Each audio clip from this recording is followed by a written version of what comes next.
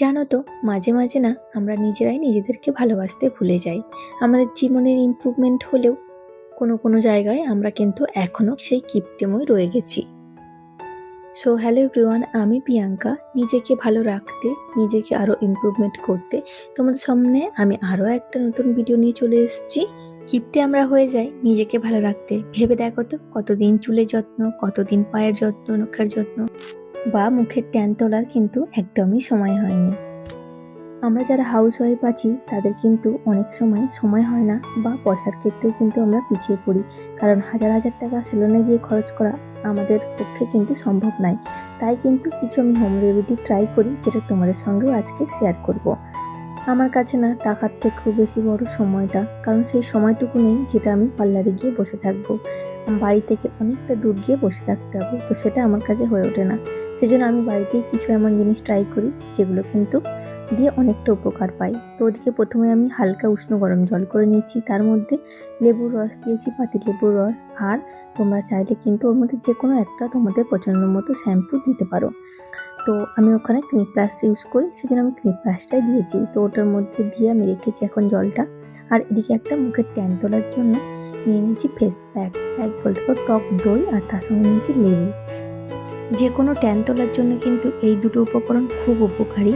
টক দই আর তার সঙ্গে লেবু দুটোই কিন্তু ট্যান তোলার ভীষণ উপকারী। তো সেজন্য আমি টক দই আর লেবু মিশিয়ে কিন্তু মুখের মধ্যে ফার্স্টে লাগিয়ে নিচ্ছি।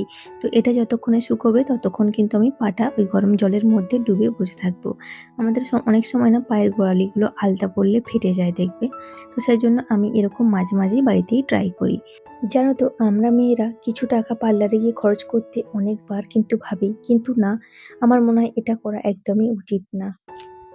আগে বেঁচে এসেছি কারোর মেয়ে হিসাবে, এখন পাচ্ছি কারোর বউ হিসাবে, আবার বাঁচবো কারোর মা হিসাবে। তো এইভাবেই কিন্তু আমাদের জীবনটা শেষ হয়ে যায়। তো আমি বলবো, নিজের জন্য তাহলে কবে বাঁচবে? তো যেটা মন চায় একটু করা তো উচিত। তো যারা পারছো না একদমই আমার মতো যেতে, তো নিজেকে সময় দাও, নিজেকে ভালো রাখো। নিজেকে ভালো রাখতে, একটু মনটা ভালো রাখতে আমরা কিন্তু এটুকু বাড়িতেই করতে পারি। তো দেখো, এখন আমি 5 থেকে 10 মিনিট এটা রাখবো। তো তারপর হচ্ছে এটা ওয়াশ করে নেব। আর আমাদের ফার্স্ট ইমপ্রেশন আর লাস্ট ইমপ্রেশন হচ্ছে আমাদের পোশাক আশাক, জামা কাপড়। আমরা যদি একটু পরিষ্কার পরিচ্ছন্ন পোশাক আশাক পরি বা একটু টিপটপ রাখি, তাহলে কিন্তু আমাদেরকে আর 5 জনের থেকে আলাদা লাগবে। তো এটা শুধুমাত্র গিয়ে পার্লারে গিয়েই হয় না। পার্লারে গিয়ে যে পরিষ্কার পরিচ্ছন্ন থাকা যায় এটা কিন্তু না, আমরা কিন্তু বাড়িতেই ট্রাই করতে পারি।